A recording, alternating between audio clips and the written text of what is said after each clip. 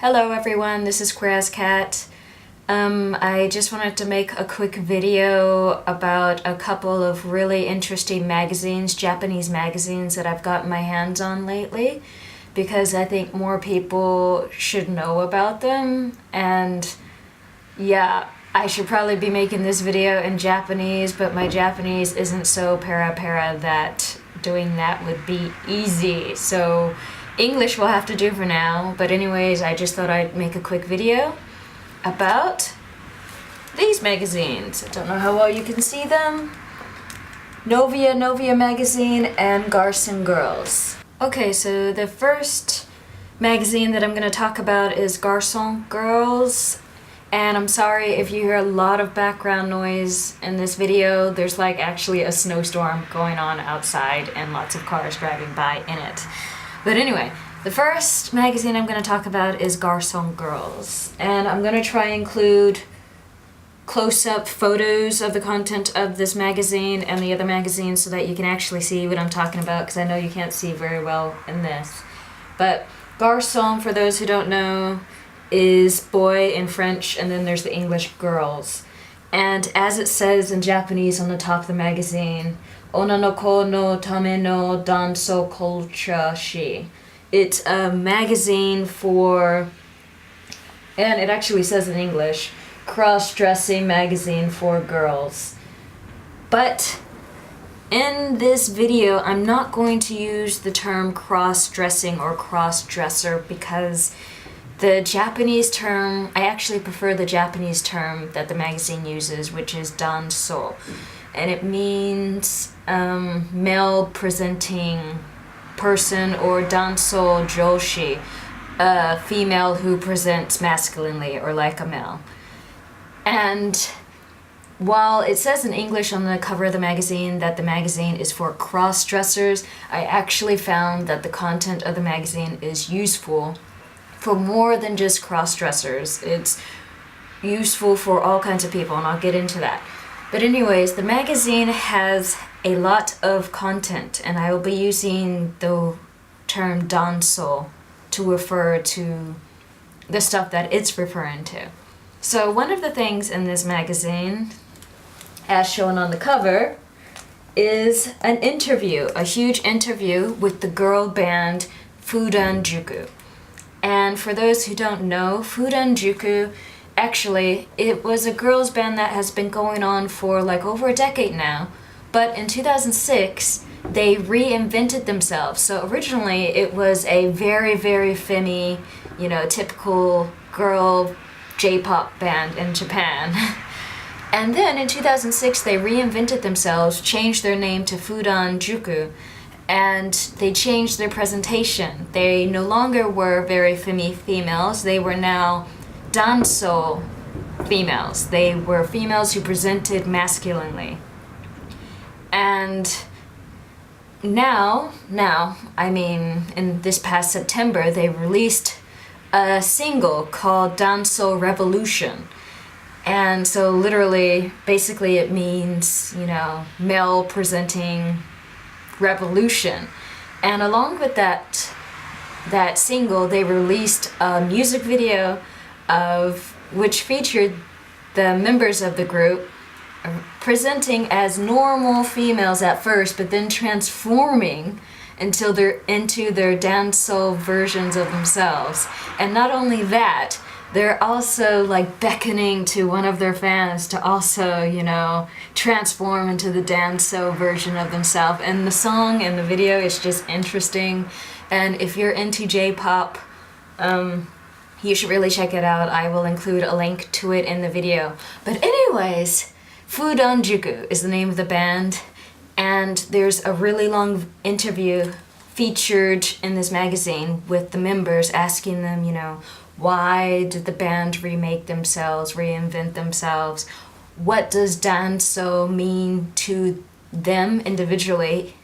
And, lots of things about the new single, and it's just really interesting to read why, this is a really prominent band did that, reinvented themselves in such a way. And there are also lots of other interviews and even a survey of not so famous people, normal everyday people, lots of people, why they do, for lack of a better word, why they do dansou, why they present masculinely, and what effect it has on their lives, like any inconveniences or reactions that they've gotten, and what dansou means to them personally, all kinds of really interesting questions. And actually reading through the interviews and the survey and the comments, I found that some of the things that were discussed were, in my humble opinion, very relevant to, genderqueer issues or non-binary issues or trans issues. And that's why I think I'm kind of getting ahead of myself. I haven't even talked about the rest of the content in the magazine, but I think this magazine is a really good resource, not just to people who cross-dress or girls who present themselves masculinely but still identify as females, but also for FTMs, or as the cover actually says, there's a tiny little fine print, you probably can't see it, but on the cover it actually says that there are resources in this magazine for FTMs and FTXs. And for those of you wondering what the X means in FTX, in Japan there's a term called X-gender or X-gender, and someone who is X-gender is someone who doesn't identify as either male or female. It's used similarly to the English term genderqueer and non-binary. But anyways, yeah, it even explicitly mentions FTX on the cover, and that's not even a well-known or used term in Japan yet, so that caught my eye. But anyways, jumping back, aside from the interviews of Fudanjuku, and other random Sodan females, there's also like Sodan 101, like tutorials on how to bind your chest, tutorials on fashion, hair, all kinds of things. And there's also actually an interview with a Japanese FTM who has started a chest binding company, among other things. He makes chest binders that are available in Japan. They're called nabeshatsu, and it's a really interesting article. Anyway, as I said before, I think the magazine in general is an invaluable resource, especially in Japan, not just to females who present masculinely, but also to FDMs, FTXs, anyone really interested in this topic, because in Japan, where there are so few resources, unlike in English speaking countries and the internet at large that's in English, in Japan, for Japanese people, where resources are particularly limited, I think that this magazine is super invaluable, and I recommend it to everyone. And even if you don't speak Japanese, you might be interested in buying it. And as for buying it, I found it in Tsutaya, which is a famous Japanese chain bookstore. But you can also find it on Amazon Japan. So if you're in Japan, go to Amazon Japan, buy it, it's cheap-ish. But if you're abroad, I know that Amazon Japan actually does ship some of its books internationally. And I will put a link to Amazon Japan and the book on Amazon, the magazine on Amazon Japan, in the description of this video. If you're interested in the magazine, check it out. I think it's interesting, to say the least. And now on to the next magazine that I'd like to introduce to you, Novia Novia magazine. And Novia Novia isn't just a magazine, it's also a website. And as they say on their website and in the magazine, it's a lesbian ya bisexual naro joshi ga suki na joshi no tame el lifestyle joho shi. It's a magazine essentially for lesbians and bisexuals who like girls. And Yeah, that pretty much sums it up. It's an independently published magazine that was first published in 2012, in February of 2012, and thus far has 3 volumes, the last volume of which was just published in this past December 2013.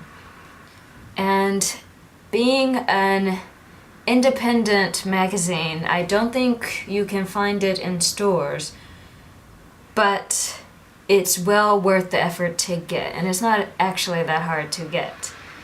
Anyways, it's an independent magazine, but it is extremely well made. And like not just like the publishing of it, but the content is really awesome, and that's why I want to recommend it to everyone. Every volume includes a wide variety of articles, but it seems like the staples between all of them are interviews with lesbians and bisexuals, either as individuals, as couples, or as groups of friends. And they also have features on LGBTQIA friendly cafes, friendly companies, and they also have a feature in every magazine about weddings and wedding support, wedding services available to LGBTQ couples in Japan. And I think that's really, really important, and it's really awesome to see, like, it's not just an article about the services themselves, but they have like photo galleries of ceremonies and stuff like that, and the photography is awesome all throughout the magazine. It's awesome. But aside from those staples, there are also lots of other articles too. For example, there's an article about the 2014 World Pride that's going to be held in Toronto soon. There's an article about rainbow families or LGBTQIA families. There's a directory about, or a directory of LGBTQIA clubs on university campuses. There's an article about gender studies at one of the universities in Japan. There's all kinds of interesting stuff. Anyway, I really like the diversity of content in this magazine, and I like the obvious effort that they seem to have put out to be inclusive, because, you know, there's all kinds of stuff that's made exclusively or aimed exclusively at lesbians, but this isn't one of those magazines. And I guess because it's independently published, the entire feel of the magazine is different from one that's like commercial, I guess. Everything feels much more personal, and I just really like the feel of the magazine. And as I said before, I don't think this magazine is available in stores, but it can easily be ordered online through the Novia Novia website. There's a web store, and the site is only in Japanese, and it only ships within Japan. But if you live in Japan and you need help navigating the Japanese, I'd be more than happy to help. It's a really awesome magazine, and it's worth every yen, even though it is a little on the expensive side, I guess, because it is an independent magazine. It's totally worth it. I'll put a link to the website in the description, so even if you're outside of Japan, check out the website because it has a lot of the content that's in the magazines on the website.